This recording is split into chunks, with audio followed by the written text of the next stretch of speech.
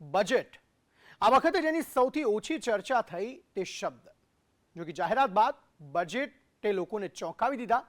જે વર્ગને બજેટે સૌથી વધુ આપ્યું તે વર્ગ છે મધ્યમ વર્ગ। એક રીતે મિડલ ક્લાસ માટે આ બજેટ ઐતિહાસિક સાબિત થયું છે। તેનું કારણ એ છે કે મધ્યમ વર્ગનો કોઈ પરિવાર મહિને 1 લાખ રૂપિયા કમાતો હશે તો પણ પરિવારે 1 રૂપિયાનો પણ ટેક્સ હવે નહીં ચૂકવવો પડે। સીતારમણે મધ્યમ વર્ગને એક રીતે ચિંતા મુક્ત કરી દીધા છે। બીજી તરફ ટેક્સ સ્લેબમાં ફરી એકવાર ધરમૂળથી ફેરફાર કરવામાં આવ્યા છે।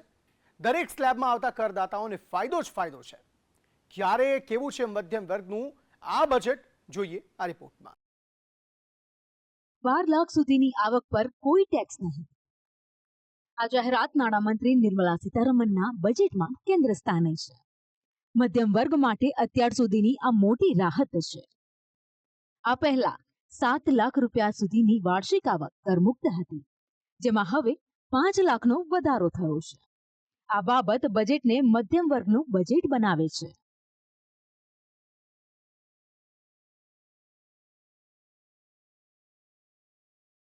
હવે મહિને 1 લાખ રૂપિયા કમાતા મધ્યમ વર્ગીય પરિવારને ઇન્કમ ટેક્સ ભરવાની ઝંઝટમાંથી મુક્તિ મળશે।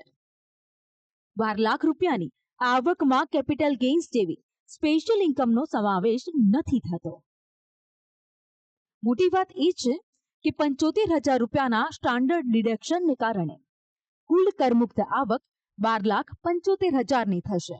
એટલે કે 12 લાખની આવક ધરાવતા પરિવારને હવે પહેલાની સરખામણીમાં વર્ષે 80,000નો ફાયદો થશે।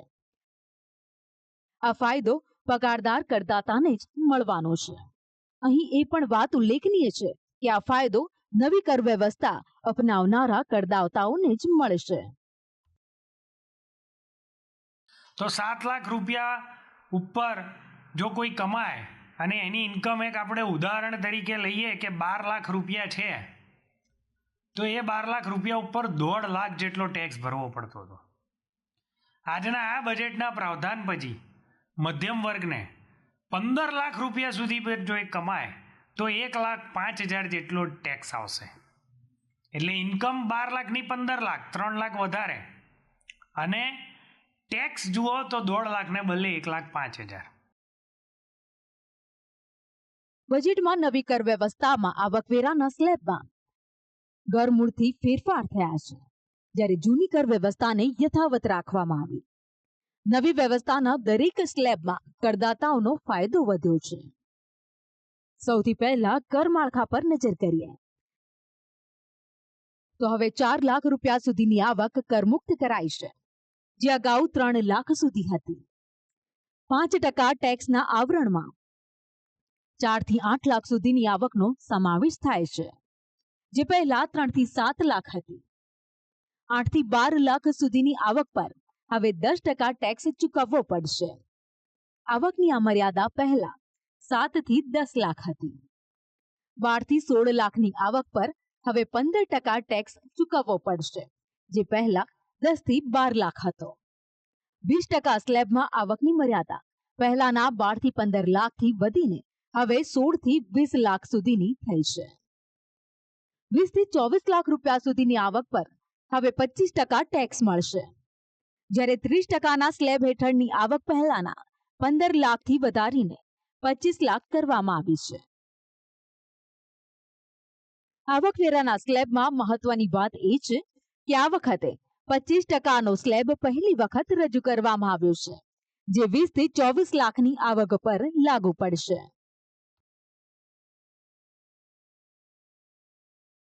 હવે જો આવકના સ્લેબ પ્રમાણે થનારા વધારાના ફાયદા પર નજર કરીએ, લાખની આવક પર કરદાતાને 30,000નો વધારાનો ફાયદો થશે। 9 લાખની આવક પર 40,000નો, જ્યારે 10 લાખની આવક પર 50,000નો ફાયદો થશે। 11 લાખની આવક પર 65,000નો ફાયદો થશે, તો 12 લાખની આવક પર 80,000નો ફાયદો થશે। 16 લાખની આવક પર 50,000નો, જ્યારે 20 લાખની આવક પર 90,000 રૂપિયાનો ફાયદો થશે, અને 25 લાખની આવક પર 1,10,000 રૂપિયાનો વધારાનો ફાયદો થવાનો છે।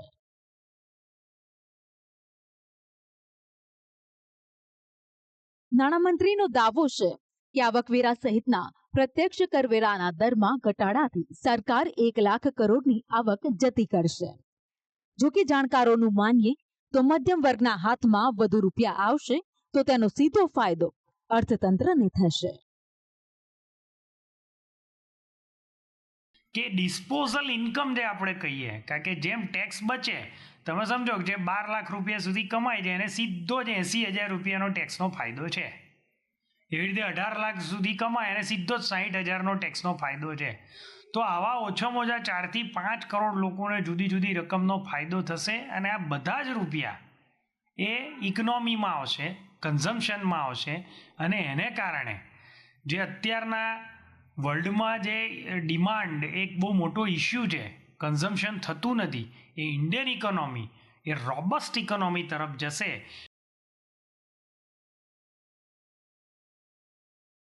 મધ્યમ વર્ગ એટલે કે મિડલ ક્લાસ જ દેશના અર્થતંત્રનું સૌથી મોટું ચાલક બળ છે. કેમ કે મધ્યમ વર્ગ જીવન નિર્વાહ પાછળ સૌથી વધુ ખર્ચ કરે છે અને આ જ કારણ છે કે મધ્યમ વર્ગ આર્થિક રીતે સદ્ધર થાય એટલે અર્થતંત્ર આપોઆપ આગળ વધે. એક અહેવાલ પ્રમાણે ગુજરાતની વસ્તીમાં મધ્યમ વર્ગનું પ્રમાણ 35% જેટલું છે, જેમાં 50 કરોડ જેટલા લોકો આવે છે. આ સંખ્યા 2046 સુધી વધીને 100 કરોડ કે પછી વસ્તીના 60% થવાની ધારણા છે. આ આંકડા પોતાનામાં ઘણું બધું કહી જાય છે. જે પરિવારની વાર્ષિક આવક 6 લાખથી 30 લાખ સુધીની છે તે સામાન્ય રીતે મધ્યમ વર્ગ કહેવાય છે. આ વર્ગમાં 10 થી 12 લાખની આવક ધરાવતા વર્ગનું પ્રમાણ ઝડપથી વધી રહ્યું છે. આ જ કારણ છે કે આ બજેટમાં કેન્દ્ર સરકારે મધ્યમ વર્ગને સૌથી વધુ મહત્વ આપ્યું છે. लेकिन ये बजट देश के नागरिकों की जेब कैसे भरेगी, देश के नागरिकों की बचत कैसे बढ़ेगी और देश के नागरिक विकास के भागीदार कैसे बनेंगे,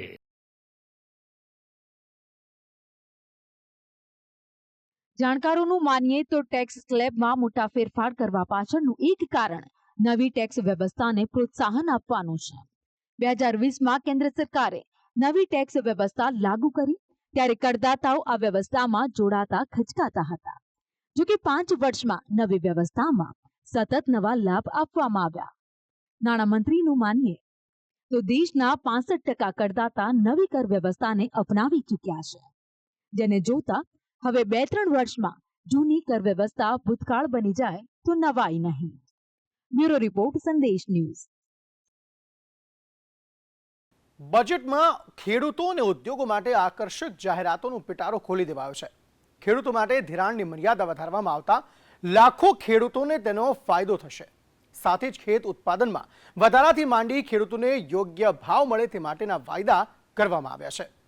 બિહાર માટે મોટી જાહેરાતો થતા વિપક્ષે બજેટને બિહાર માટેનું બજેટ પણ ગણાવી દીધું. તો બીજી તરફ એમએસએમઈ સેક્ટર માટે અત્યાર સુધીની સૌથી વધુ જાહેરાતો કરવામાં આવી છે.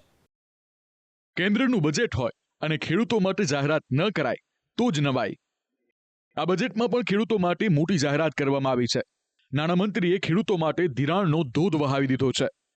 ખેડૂતો માટે બજેટમાં કરવામાં આવેલી સૌથી મોટી જોગવાઈ છે કિસાન ક્રેડિટ કાર્ડની, જેમાં ખેડૂતો માટે ધિરાણની મર્યાદાને 3 લાખથી વધારીને 5 લાખ રૂપિયા કરવામાં આવી છે, જેનાથી ખેડૂતોને ઓછા વ્યાજ દરે વધુ ધિરાણ મળશે, જેનો લાભ દેશના 1.75 કરોડ ખેડૂતોને મળશે. કેન્દ્ર સરકાર પ્રધાનમંત્રી કૃષિ યોજના પણ શરૂ કરશે, જેમાં રાજ્ય સરકારની વર્તમાન યોજનાઓનું વિલીનીકરણ કરી દેવાશે. આ યોજના હેઠળ ઓછી ખેત ઉત્પાદકતા સાથેના દેશના 100 જિલ્લાને આવરી લેવાશે. બજેટમાં જાહેરાતો સામે ખેડૂતોએ સંતોષ વ્યક્ત કર્યો છે. જો કે ખેતીના ઉપકરણોમાં સહાય વધારવાની માંગ કરવામાં આવી છે. જે 5 લાખ સુધીની જે મર્યાદા વધારી છે એનાથી સમગ્ર જ્યાં જ્યાં આ કિસાન ક્રેડિટ કાર્ડની યોજના લાગુ પડી છે ત્યાંના દરેક ખેડૂતોની અંદર એક ખુશી વ્યાપી છે. જે ખેડૂત માટે જે આપણા અન્નની યોજનાઓ હતી એ ખરીદીની યોજનાઓ પણ અંદર સામેલ કરવામાં આવી છે. તો એ ટેકાના ભાવથી ખરીદીની યોજનાઓ જે અનાજ સામેલ કર્યું છે એ ગમ્યું. ખેડૂતના જે સાધનો છે કે ટોલી છે, બટાકાની ખેતી આ બાજુ સારી થાય છે તો પ્લાન્ટર, ડિગરીમાં જે તે ખેતીલાયક ઓજારો છે એના ઉપર પણ થોડી સહાય સરકાર કરે તો એક સોનામાં સુગંધ વળે. બજેટમાં ખેડૂતો માટે અન્ય કેટલીક જાહેરાતો પણ કરવામાં આવી છે, જેમાં ઉચ્ચ ઉપજવાળા બિયારણોને પ્રોત્સાહન આપવા રાષ્ટ્રીય મિશન શરૂ કરવાની તેમજ કપાસનું ઉત્પાદન વધારવા 5 વર્ષનું મિશન શરૂ કરવાની જાહેરાત કરવામાં આવી છે. ખેડૂતોને ઓછા ભાવે યુરિયા ખાતર પૂરું પાડવા યુરિયા પ્લાન્ટ ખોલવામાં આવશે. બિહારમાં national institute of food technology અને મખાના બોર્ડની રચના કરવામાં આવશે. કૃષિમંત્રી શિવરાજસિંહ ચૌહાણનો દાવો છે કે ખેડૂતોને ખેત પેદાશોના મળતા ભાવ અને ગ્રાહકોએ ચૂકવવી કિંમત વચ્ચેનો ગાળો ઓછો કરવા કેન્દ્ર સરકાર પ્રયાસ કરી રહી છે. वो कृषि की उत्पादकता बढ़ाएंगे, उत्पादन की लागत घटाएंगे. एक विशेष चीज फल और सब्जियों के उत्पादन पर विशेष ध्यान. लेकिन उसमें एक समस्या आती है, किसान जहां पैदा करता है वहां सस्ता बिकता है और उपभोक्ता तक महंगा आता है. ये कीमत का जो अंतर है उसको कम करने का हम गंभीर प्रयास करेंगे. વાત ગુજરાતની કરીએ તો અહીં કપાસના મોટા ભાગના ખેડૂતોની ફરિયાદ છે કે કપાસનું ઉત્પાદન ઘટી રહ્યું છે, તેમ છતાં તેમને પૂરતા ભાવ નથી મળતા. એવામાં ખેડૂતોએ પોતાને મળતા ભાવમાં સુધારો કરવાની માંગ કરી છે. કપાસમાં 400 રૂપિયા મને તો મજૂરી થઈ જાય છે, તો 1000 રૂપિયા ખેડૂતને વધે છે, એટલે પાલવતું નથી, ઉત્પાદનનો ઘટાડો થઈ જાય છે. તો આનું કંઈક વિચારે બસ. કેટલો ભાવ મળતો હતો? 1500 હતો ને, 1500 પ્લસ થવો જોઈએ. સામે તમારી મજૂરી કેટલી થતી હતી પહેલા? 400 રૂપિયા. કેટલી મજૂરી? 400 રૂપિયા. મતલબ પહેલા પોસાતું હતું? નતો પોસાતો. હવે આશા છે કે વધુ સારો ભાવ મળે તો સારું. મળવો જોઈએ ભાવ તારે. ચોક્કસથી એકંદરે 1700 થી 1800 રૂપિયા કે 2000નો કપાસનો ભાવ રહે તો જ ખેડૂતને સારું એવું મળતર રહે અને ઉતારા ખેડૂતોના ખરેખર પ્રતિદિન ઘટાડો આવે છે, એના લીધે ખેડૂતને ઓછું પોસાય છે. તો ભાવ સક્ષમ તરીકે 1700 થી 2000ના મળે તો સારું. આ તો વાત તે કૃષિ સેક્ટરની. સૂક્ષ્મ, નાના અને મધ્યમ ઉદ્યોગો તેમજ ટેકનોલોજી સેક્ટર માટે પણ બજેટમાં ઘણું બધું છે. એમએસએમઈ સેક્ટર માટે ક્રેડિટ ગેરંટીની મર્યાદાને 5 કરોડથી વધારીને 10 કરોડ રૂપિયા કરવામાં આવશે. આગામી 5 વર્ષમાં 1.5 લાખ કરોડની વધારાની ક્રેડિટ ગેરંટી આપવામાં આવશે. સ્ટાર્ટઅપ્સ માટે ક્રેડિટ ગેરંટી કવરને 10 કરોડથી વધારીને 20 કરોડ કરવામાં આવશે. આ ઉપરાંત ઉદ્યમ પોર્ટલ પર રજિસ્ટર્ડ સૂક્ષ્મ ઉદ્યોગો માટે કસ્ટમાઇઝ્ડ ક્રેડિટ કાર્ડ લોન્ચ કરવામાં આવશે, જેની ધિરાણ મર્યાદા 5 લાખની હશે. પહેલા વર્ષે આવા 10 લાખ ક્રેડિટ કાર્ડ ઇસ્યુ કરવામાં આવશે. પહેલી વખત ધિરાણ લેનારી એસસી અને એસટી વર્ગની 5 લાખ મહિલા સાહસિકો માટે 2 કરોડની ટર્મ લોન આપવામાં આવશે. લોકોએ ટેકનિકલ ટેક્સટાઇલ્સ અને જે આપણે શટલલેસ લૂમો આપણે બહારથી ઇમ્પોર્ટ કરીએ છીએ, એ ટેકનિકલ ટેક્સટાઇલને પણ આગળ વધારવા તથા આપણા ટેક્સટાઇલ ઉદ્યોગ અને ફોલ્ટલેસ કપડાં માટે જે એક્સપોર્ટ કરી શકીએ એના માટે આપણે લૂમ્સો પણ એના ઉપર ડ્યુટી બી ફ્રી કરવામાં આવી છે. કુલ મિલાઈને અત્યારે હાલમાં જે જાહેરાત છે એ ડિટેલમાં જ્યારે જોઈશું ત્યારે ટેક્સટાઇલનું બધું આપણને આની અંદર હું આપને જણાવી શકું છું. હાલમાં જે અત્યારે બજેટમાં જણાવ્યું છે એ પ્રમાણે ચોક્કસ મને વિશ્વાસ છે કે આગામી દિવસો ટેક્સટાઇલ માટે સારા રહેશે. એમએસએમઈ સેક્ટર ભારતના અર્થતંત્રનું ગ્રોથ એન્જિન છે, કેમ કે આ સેક્ટર દેશમાં 7.5 કરોડ લોકોને રોજગાર આપે છે, જ્યારે કુલ ઉત્પાદનનું 36% ઉત્પાદન કરે છે. દેશમાં કુલ 5.7 કરોડ એમએસએમઈ ચાલે છે, જેમાંથી 1 કરોડ સાહસો નોંધાયેલા છે. દેશની નિકાસોમાં એમએસએમઈનો ફાળો 45% છે. આ આંકડાને જોતા એ વાત નિશ્ચિત છે કે ભારતને મેન્યુફેક્ચરિંગ હબ બનવા માટે એમએસએમઈનો સિંહ ફાળો હશે, જેને જોતા દરેક બજેટમાં એમએસએમઈને રાહતો આપવામાં આવે છે. બ્યુરો રિપોર્ટ, સંદેશ ન્યૂઝ. નાણામંત્રી નિર્મલા સીતારમણે બજેટમાં યુવાનો અને મહિલાઓ માટે પણ મોટી જાહેરાતો કરી છે. આ બંને વર્ગ માટે કોઈ નવી યોજના જાહેર કરવામાં નથી આવી. જોકે શિક્ષણ અને રોજગારી માટેના વાયદા કરી સુવિધાઓ વધારવાની વાત કરાઈ છે. મોટી વાત એ છે કે એઆઈના વિકાસ માટે રકમ ફાળવવામાં આવી, તો સામે એવા ક્ષેત્રો પણ છે જેમની આશા અપેક્ષાઓ પર બજેટે પાણી ફેરવી દીધું છે. નાણામંત્રીએ બજેટ રજૂ કર્યું તે પહેલા પ્રધાનમંત્રીએ કહ્યું હતું કે બજેટ જ્ઞાનનું બજેટ હશે. અંગ્રેજીમાં મૂળાક્ષરો પ્રમાણે જ્ઞાન એટલે ગરીબ, યુવા, અન્નદાતા અને નારી શક્તિ. બજેટમાં આ શબ્દને સાકાર કરવાની કોશિશ કરવામાં આવી છે. યુવાનો માટે કરવામાં આવેલી જાહેરાતો પર નજર કરીએ તો એક્સેલન્સ ફોર આર્ટિફિશિયલ ઇન્ટેલિજન્સ માટે 500 કરોડની ફાળવણી કરવામાં આવી છે. 2014 બાદ શરૂ કરવામાં આવેલી 5 આઈઆઈટીમાં હોસ્ટેલ સહિતની વ્યવસ્થાઓમાં વધારો કરવામાં આવશે. આગામી 5 વર્ષમાં મેડિકલની 75,000 બેઠકો વધારવામાં આવશે. રિસર્ચ એન્ડ ઇનોવેશન માટે 20,000 કરોડનું ભંડોળ ફાળવવામાં આવશે. આ ઉપરાંત મેક ઇન ઇન્ડિયા હેઠળ ભારતને વૈશ્વિક ક્ષેત્રે રમકડાનું હબ બનાવવાની જાહેરાત કરવામાં આવી છે. બજેટમાં મહિલાઓ માટે કરવામાં આવેલી જાહેરાતો પર નજર કરીએ તો પહેલીવાર ઉદ્યોગમાં પ્રવેશતી SC/ST વર્ગની મહિલાઓને 2 કરોડની ટર્મ લોન અપાશે.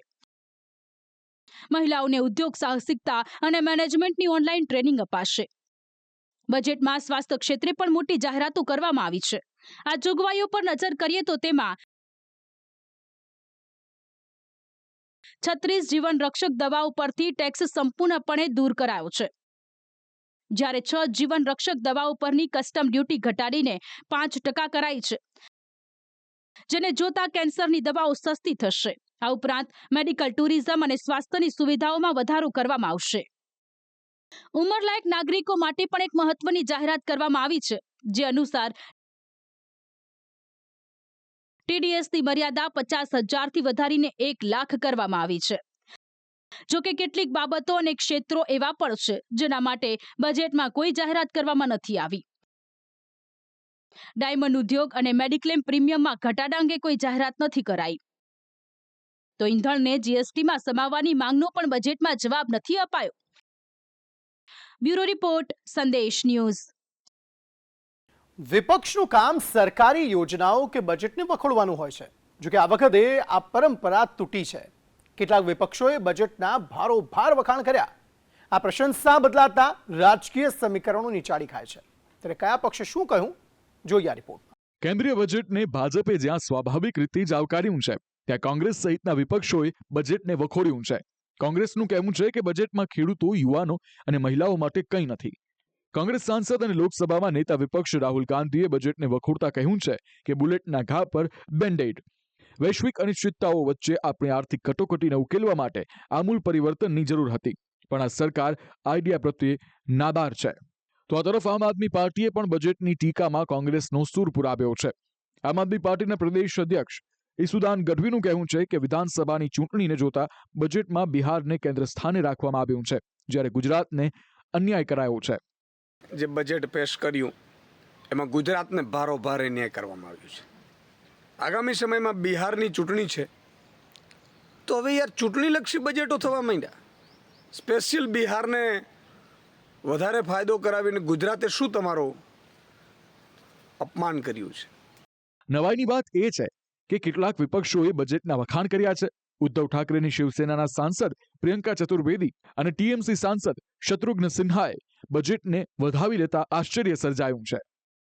अक्सर लोग क्रिटिसाइज करते हैं, मैं सराहना भी करूंगा, खासकर हेल्थ सेक्टर में और खासकर मेडिसिन के मामले में और लाइफ सेविंग ड्रग्स के मामले में जो सहूलियत दी गई या छूट दी गई, जैसे कि कैंसर के मामले में और कुछ बीमारियां हैं उसके मामले में उनको जैसे छूट दी गई है वो बहुत सराहनीय है. हम और उम्मीद कर रहे हैं और मैं समझता हूँ आने वाले वक्त में और भी होगा. मैं कहूँगी ये मिडिल क्लास की सबसे बड़ी जीत है. ये 240 वोट पर आने की जीत है, क्योंकि जिस तरीके से पिछले 10 साल से मिडिल क्लास की यही मांग थी कि हम लोग सैलरी कमाते हैं, उससे ज़्यादा खर्चा हमारा टैक्स में चला जाता है, ना सेविंग होती है ना इन्वेस्टमेंट होता है. आज फाइनली उनकी सुनवाई हुई है, तो मैं उसका स्वागत करती हूँ. पहली बात ये, बिहार सोच रहा होगा कि काश हर साल चुनाव हो बिहार में, जैसे हमारी जो केंद्र सरकार है उनके बारे में कोई योजनाएं बता सकें. છેલ્લા કેટલાક સમયથી ઉદ્ધવ ઠાકરેએ ભાજપની ટીકા કરવાનું બંધ કરી દીધું છે. વિપક્ષના ગઠબંધનમાં પણ તિરાડ પડી છે, ત્યારે સમીકરણો બદલાઈ રહ્યા છે. એવામાં ટીએમસી અને શિવસેનાનું વલણ મોટા સંકેત હોઈ શકે છે. બ્યુરો રિપોર્ટ, સંદેશ ન્યૂઝ.